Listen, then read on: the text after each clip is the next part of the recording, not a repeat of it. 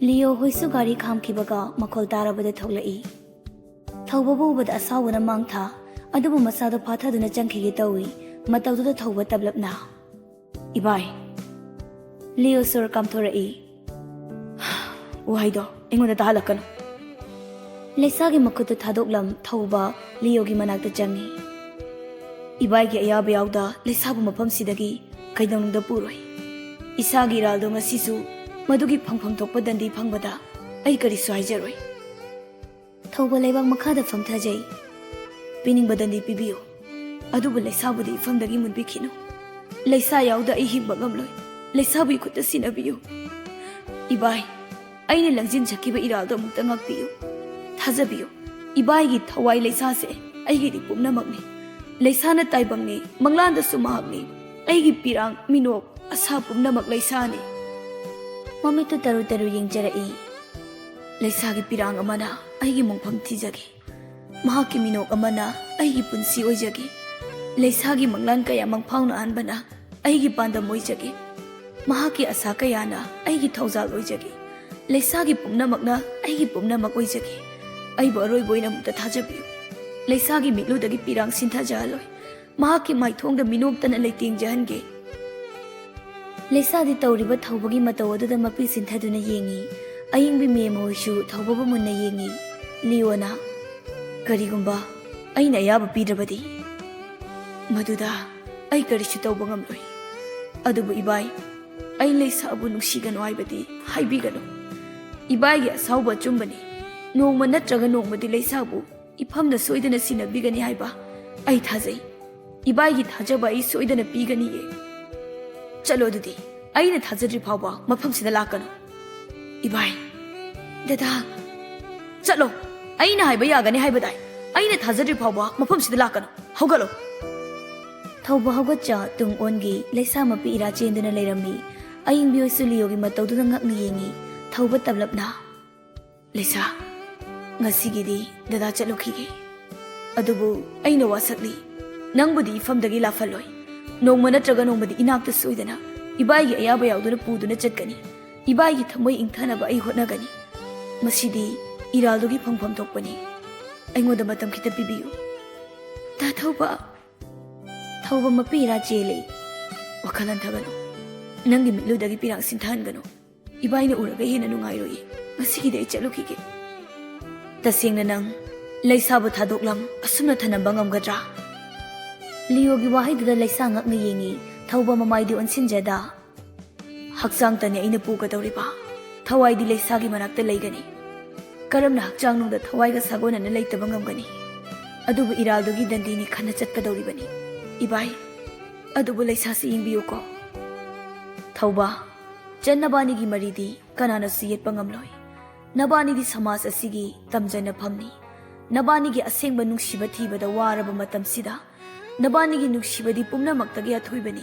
kanana su nabani bu thingba ngamloi ai dilairadana isor mana phawba thingba ngamloi thawba mamai leithorai ngakna ibai Leo changsinduna leisagi makhut thawbada hablai momonokna nabani bu thadatpa ngambagi sakti ifamda leite ai thajai nakada leikhraga changi pirang kaidonungda sinthaloi haba ai thajai thawba nabai bu sumukta ngakpiyu Nangi nungsibabu ay mit usinduna layrure. Matamduda nangi wahay wata taramlaba. Ngasi, nabani na siyong nawana riba. Amana amabu ikaw lang na ngay na riba si ngayramnoy. Ay iya sawa na mang taraga. Nabani gi nungsiba urudre. Leisa no ngay ta. Dada. Ay gi chanbo mabungay na masakhang ludre ne. Magi pirang mabungay na urudre. Magi pothaza pamkhang ludre. Sangi minok pumba ay na mangalure. Pumnamak aina thokankhiba ngaktani aina manghankhiba ngaktani Leisa thobagi makhut thadokduna mabungbu konsili Dada pumnamak to aigi damak tawkhibani ai khange aigi damak aigi minokki damakni aina wahay ama hairambada dadane hena aigi thona hablamgani aibasu ai khange aina lotsinbanane Ibai matamdugi ibai gi asawba chumbani ibai na tabakana oirabasu dumak tawbani Machangi piu bangamdaba ibaina khongphamdo lawkhibani masida aina nungaitaba karisu leite aibu ngakpi basigidama ai masidagi na penba leitre Aduga ibai, pumnamak ibaina thokanbani haibado achumbani. Ibaina maram oiraga leisabu aigi punsida lakpani. Ibaina maram oiraga aigi punsibu amambalaktagi mangalakta puthokpirakpani. Ibaina maram oiraga papagi nuksiba masak khanganbani. Ibaina maram oiraga aigi punsi ngasigi phibamsida miyamna ibu sak khangnabibani. Masigidamak ibaibu thagatwai haijabagi mapansu loiba nairoi. Thaubabu nungsina yenglai. Thauba pumnamaksigi ibaibu thagatjari. Ayingbisu changlai. Tasengna pele ngasidi. Ngasigi mikupsida bu ngaijarakpani. Yare, hojikti imagi apamba karisu laitre. Leo su harauna. Ngasidi numitatnai. Hayeng sadi hangsit nangi leisabu lauba lau. Leisha amadi thauba animak sugatuna chamanarabu khonjelda. Hangsit thumalagana mathang mandida waina lau. Leisa nanghoroi matagum. Dada, yani. Thauba su pakatna. Ibai, yani, hangsit sum lakjaragi.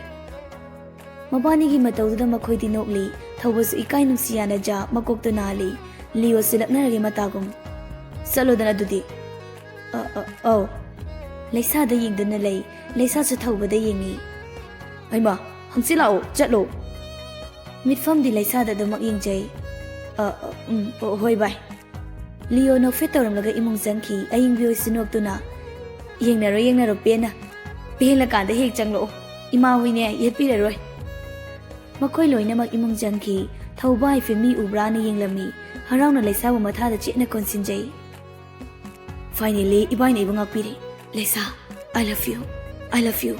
I love you, Leisa. Hena chena konsinjay, Leisa su harauna konsili. Sidagidi, ibani su lambi amtada khongthangjilani ko. Da tasengna isyamna harawi.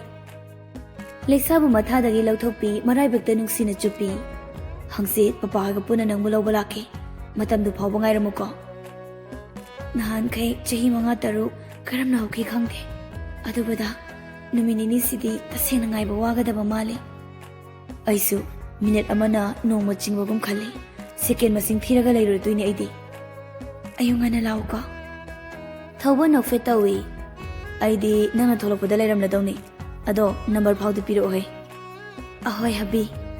Hairaga number du pi. Yumyobaga call tawro ko. Thengani aisu chaluki ko.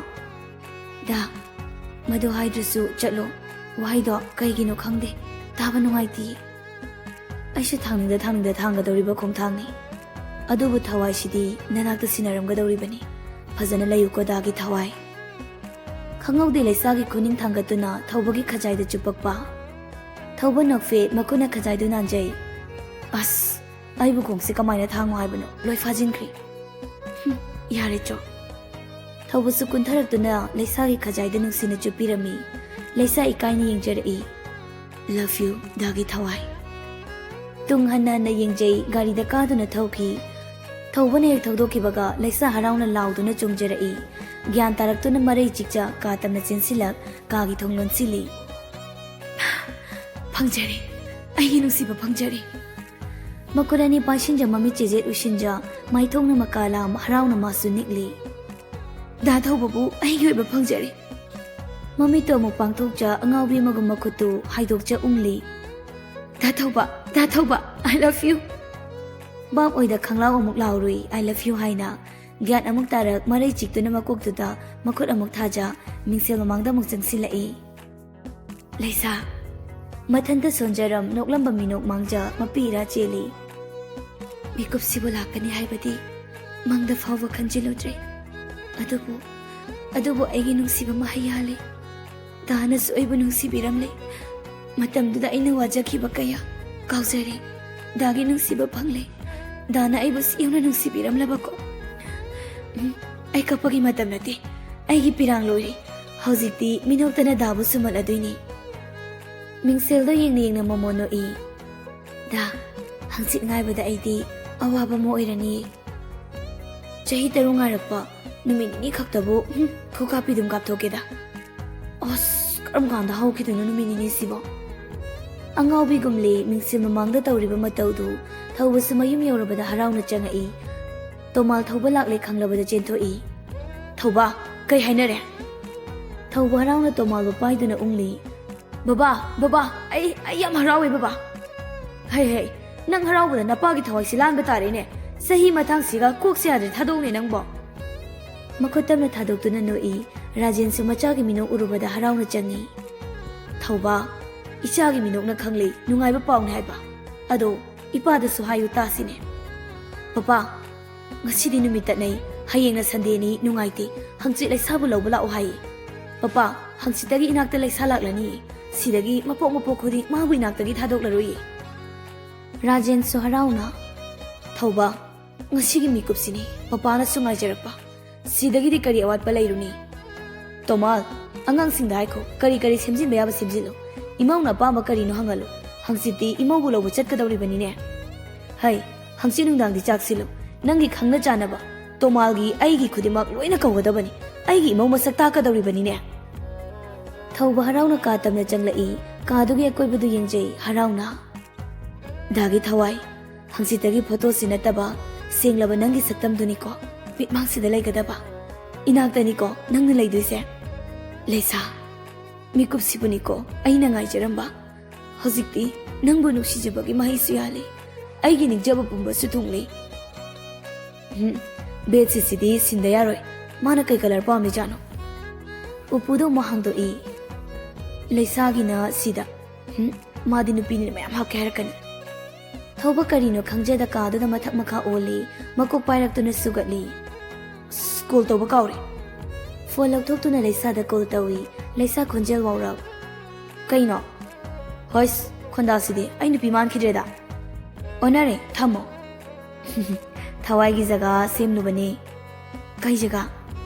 Hayeng khango, hore laura. Khangdreda noi thongal da teng khalaga lairasira. Leisa no fetawi. Hayeng di center da mayam do ahawgom da jaminaruge. Mamoi call tawrami la ona hai. Nangsu lawbalaki aduga office da zu che chang kita loisilam da yaroi dawri. Da hayeng do class athengbaw lai. Phare adu thamage ai kam ta loisiluki. Thame ko. Numidangi matamni Leisa chak tok laduna family Rinana. Leisa, hayeng Sunday class atoirane. Inama meeting sulai chata yaroi. Halakpadane dada ibani lawbalaki nangi pochai khara yengauna ba. Hoi adumain tawro sida imana su khara yengamlage duni. Leisa no fetawi. Mama, inama kem lai drasiani dana loina mak lai hore awat pa kem tai lai roiba ai kai su puroi. Aima maduna nawana lai jabani dana akoina pibaga mana yabro. Rinage wahai da punne dong minai samda su thauba mapagi nakta changlai. Papa, hangchi chakcha ni haido mi kem yam doino. Fanadi yam dori he kaidore. Ibai hoi moishu kaudina tro. Imaw lo bu chaipado pulap purak ladawni ne. Sidadi tawroi mapam chaba ma yenglo. Adugane ai dum hairage. Papa. Imong anadi haraw ta yamna wari sanari aduba pari di mathakta phamja thabal mabu yengna. Ngasigi inglaba thabal sinadi aibu maicha kayatana langol oihali. Karigino inglaba mangal sida mairi tana maiwairiba. Pantung yore khanna haraw jarambana mikup amada karamna kai ki haiba khanghaudri. Khongpham ama pawba thangjinringai lambi pumbadi mangkhre. Leisa, nangbu thamoi sengna nungsiruba nanga sidi thamoi sisu kaplare. Kaigino nangbu nungsiruriba. Mani, aigi iralni. Thamoi warakchaba ngamdaba aina lanbani. Thauba, khwaidagi laibak phaba nupa haibado nang oireko. Leisa bu nangi oiba phangjaba nangi laibak phabani. Mahakpudi kaidonungda miraibiganuko. Mathakta thawan mijak ama tarang thoklibadu yengi. Thoibiya, nangai bu warauri baibadura. Ha, aigi thamoida kanagi mami taba nang pamdabro. Aibu suali sibo. Nang bu kaubudi natiye. Kaigino na hogno na maisa sibo khangan biriba. Kaigino. Ahing duma mathakta dumak laiki. Adubu thawba amadi Leisa kuina phangjarudraba haraw minoktu tamja amana amagi photo mathada konsinja haraw na tumkhun tali. Nonghe nganbaga Leisa mamitu pangjei. Hayeng ni komandese. As amuka tumsirani aiba hayeng oina ba. Somda su thawba mamitu pangbaga haraw na. Hayeng ni komande. As kanade thabak lusiluge. ꯁꯦꯟꯇꯔꯗꯨꯗ ꯆꯠꯆ ꯃꯌꯥꯝꯒ ꯍꯔꯥꯎ ꯍꯔꯥꯎ ꯆꯥꯛ ꯆꯥꯃꯤꯟꯅ ꯑꯣꯐꯤꯁꯇꯨꯗ ꯑꯃꯨꯛ ꯂꯥꯛꯂꯤ꯫ ꯊꯧꯕ ꯎꯔꯨꯕꯗ ꯆꯅꯨ ꯍꯔꯥꯎꯅ "ꯁꯥꯔ, ꯍꯛꯆꯥꯡ ꯉꯝꯂꯨꯗ꯭ꯔꯕꯣ?" "ꯀꯩꯝ ꯇꯧꯗꯦꯅ." "ꯁꯥꯔ ꯂꯥꯛꯇꯕꯗꯨꯗ ꯍꯪꯕꯅꯦ꯫ ꯑꯗꯣ ꯁꯥꯔ, ꯃꯦꯜꯗ ꯂꯥꯛꯄꯁꯤꯡꯗꯨꯗꯤ ꯂꯣꯏꯔꯕꯅꯤꯀꯣ? ꯁꯥꯔꯗ ꯊꯥꯖꯤꯟꯈ꯭ꯔꯕꯅꯤ." "ꯑꯣ, ꯑꯩ ꯌꯦꯡꯂꯒꯦ." ꯑꯆꯥꯄꯣꯠ ꯕꯣꯛꯁꯇꯨ ꯄꯨꯊꯣꯔꯛꯏ꯫ "ꯁꯦ, ꯄ꯭ꯔꯦꯝꯅꯁꯨ ꯄꯨꯁꯤꯜꯂꯛꯑꯅꯤ, ꯃꯌꯥꯝꯗ ꯌꯦꯜꯂꯣꯝꯇ." "ꯀꯩꯒꯤꯅꯣ ꯁꯥꯔ?" "ꯑꯩꯒꯤ ꯂꯩꯁꯥꯗꯣ ꯏꯅꯥꯛꯇ ꯍꯌꯦꯡꯗꯒꯤ ꯂꯥꯛꯑꯅꯤ, ꯑꯗꯨꯒꯤꯅꯤ."